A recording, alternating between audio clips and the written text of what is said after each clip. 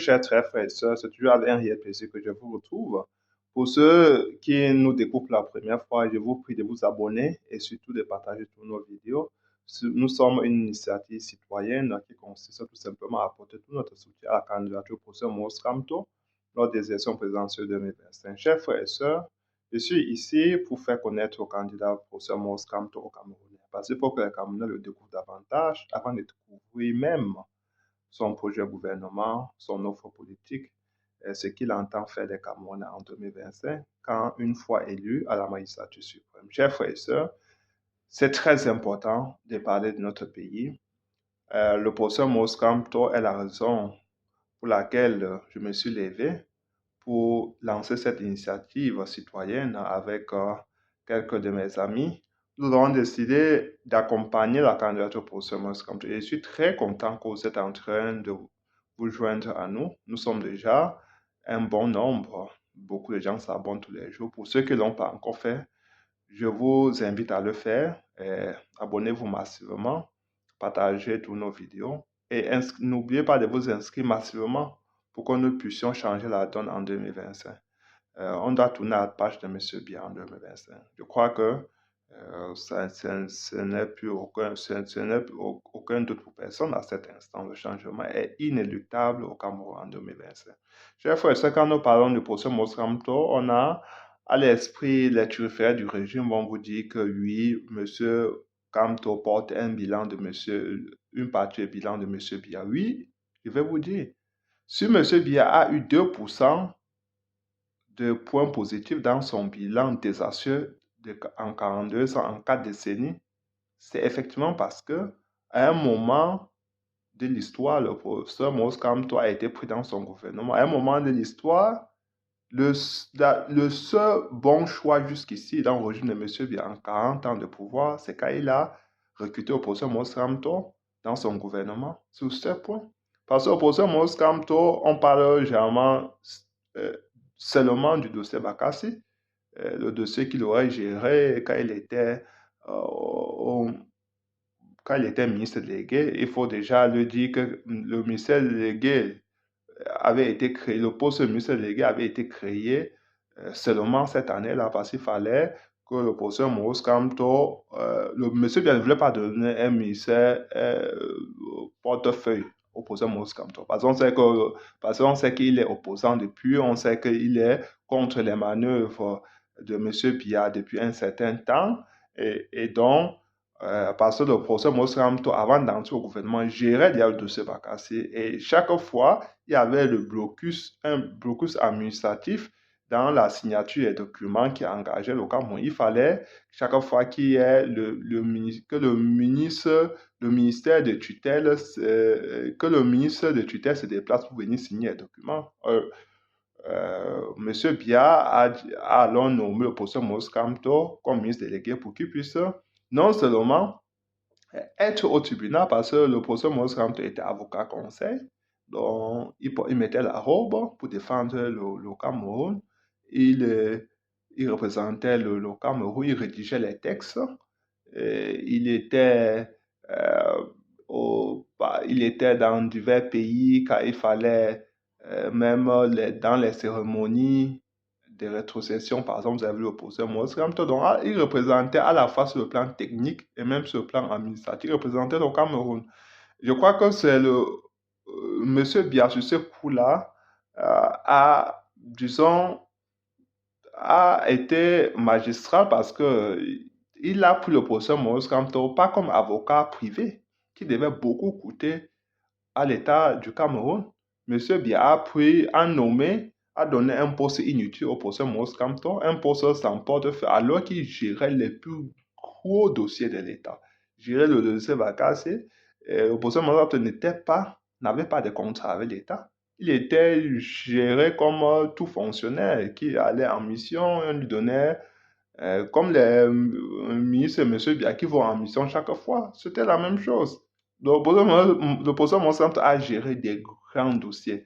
Mais parce qu'il le faisait pour sa patrie, pour son pays, parce qu'il aime son pays, il n'a pas besoin d'avoir un contrat avec le Cameroun. Déjà, il avait réduit le nombre le nombre pléthorique qui était défini, choisi au départ par les turiféraires du régime, et qui c'est même la raison pour laquelle il déteste beaucoup le professeur Maurice Kamto. Parce que comme le professeur Maurice Kamto entre dans le dossier Bakassi, il décide alors de réduire ce nombre pléthorique. Il choisit seulement les experts avec qui travailler.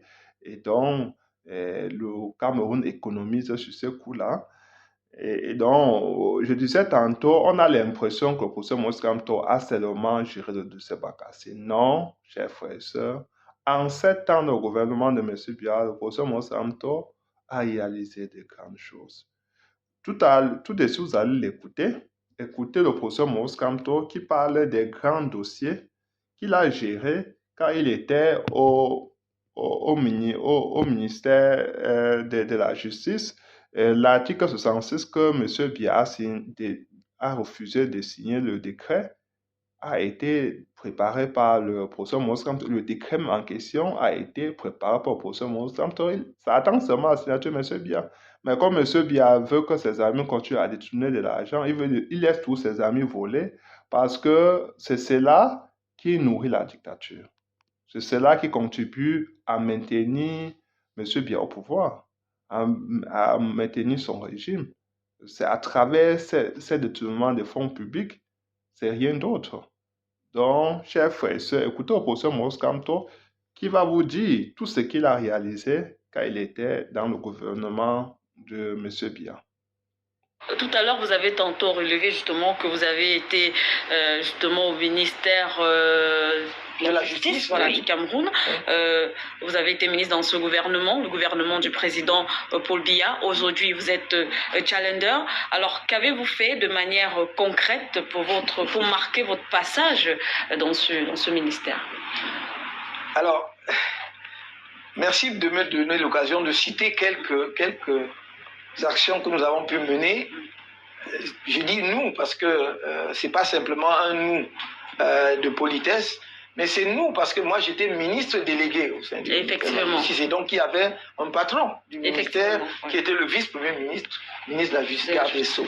Donc je n'aime pas m'attribuer à moi seul les mérites de ce que nous avons pu faire, parce que ça a été fait sous sa houlette et ensemble avec lui. Mais nous avons réussi quand même des choses dont je suis très fier. Nous avons, dès que nous sommes arrivés au ministère de la Justice, en tout cas dès que moi j'y suis arrivé, on a travaillé dans la foulée, on a sorti le code de procédure pénale actuel, qui est un texte qui était, j'allais dire, en souffrance, en tout cas en débat au sein du ministère depuis presque 30 ans. Nous avons finalisé ce texte, nous l'avons sorti. Et c'est un très bon texte, malheureusement qui n'est pas toujours respecté, parce que c'est un texte qui est très protecteur des droits et des libertés des citoyens. Par exemple, l'habeas corpus est dedans, c'est inscrit dedans. En vertu de ce code de procédure pénale, la règle au Cameroun, normalement, c'est la liberté et la détention est l'exception. Parce que nous ne voulions pas cette surpopulation carcérale qui transforme des Camerounais qui ont commis, vous voyez, des infractions bénignes en des criminels endurcis. Parce que lorsque vous envoyez un jeune qui a volé une banane en prison pour 6 mois, ils ne sont plus voleurs de bananes, ils sont braqueurs. Avec de l'expérience. Avec de l'expérience. Donc nous voulions éviter cela. Malheureusement, ce n'est pas toujours respecté. Donc il y a ce code. Mais nous avons aussi pu introduire dans l'organigramme du ministère de la Justice une direction des droits de l'homme qui n'existait pas. Parce que cette direction est désormais l'interface entre le gouvernement et l'opinion camerounaise, entre le gouvernement et l'opinion internationale. Parce que les gens écrivaient pour se plaindre, par exemple, des violations du droit de l'homme au Cameroun, mais il n'y avait pas une structure administrative qui pouvait gérer ce genre de dossier et donner les réponses adéquates. Nous avons lancé, et je crois, si mes informations sont bonnes, que ça existe toujours, lancé le rapport annuel du ministère de la Justice sur les droits de l'homme au Cameroun. Ça n'existait pas. Donc c'est un rapport qui est une mine d'informations. Je regrette que les gens ne l'exploitent pas assez parce que parfois on vous dit oui, mais les chefs traditionnels ne sont jamais poursuivis au Cameroun. Nous avons montré dans ces rapports qu'ils sont poursuivis, condamnés, jugés et condamnés. Vous voyez? Et donc ce rapport, allez voir ce rapport, vous allez trouver des choses extraordinaires là-dedans.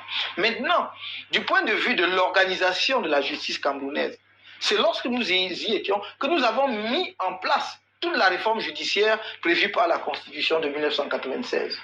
C'est nous qui avons rédigé justement la réforme de la Cour suprême, les textes réorganisant la Cour suprême. C'est nous qui avons rédigé les textes créant des tribunaux administratifs régionaux. Maintenant, vous savez qu'il y a des tribunaux administratifs par région.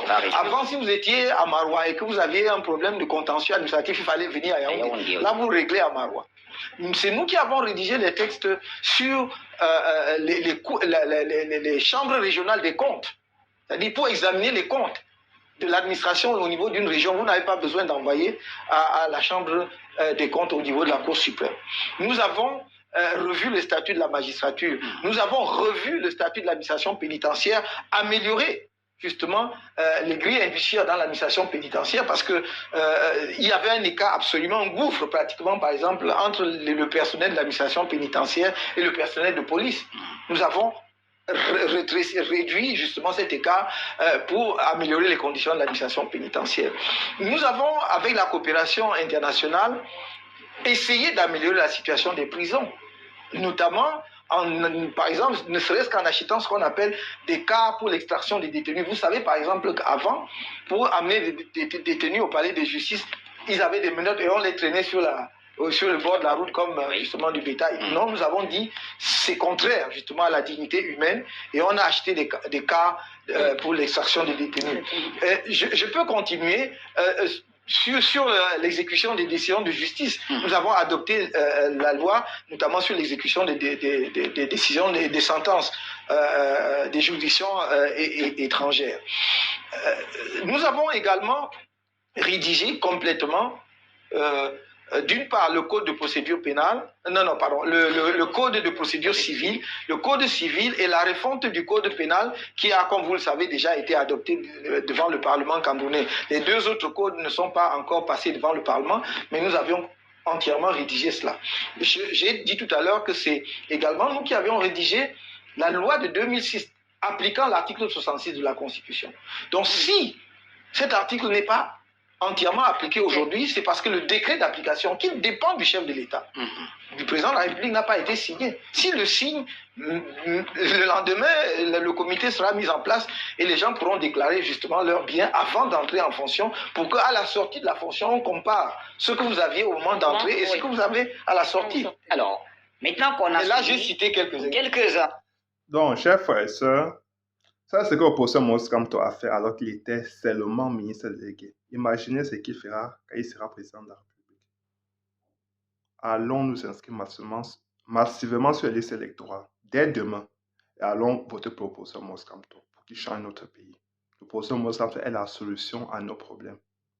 Chers frères et sœurs, il n'y a pas mieux aujourd'hui au Cameroun.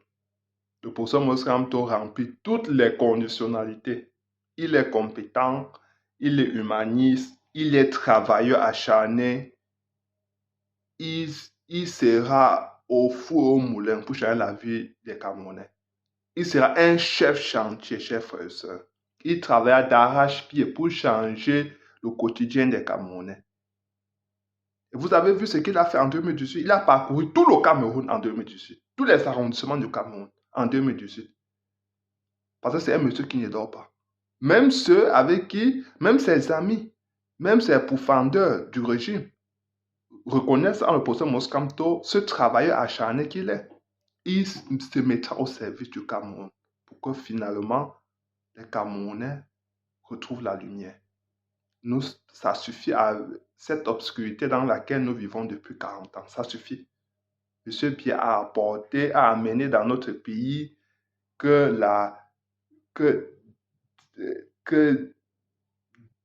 comment on dit ça?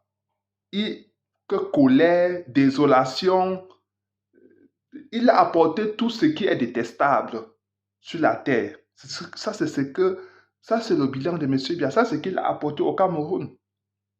Les Camerounais se regardent en chien de défense. Les Camerounais ne s'aiment plus.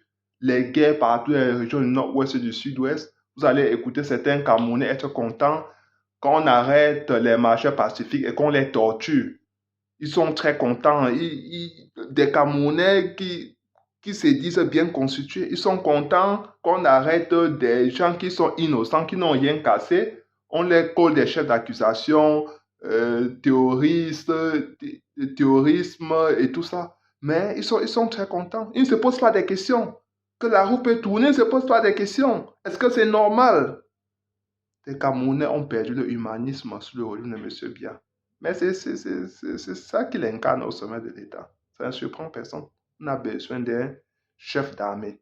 On a besoin d'un homme d'État, mais aussi un homme qui aime, un homme qui a de l'amour pour ses compatriotes. Et le professeur Mosamto incarne cela. Chers frères et sœurs, faisons-lui confiance. Bonne soirée. Partagez la vidéo et surtout abonnez-vous. Ciao.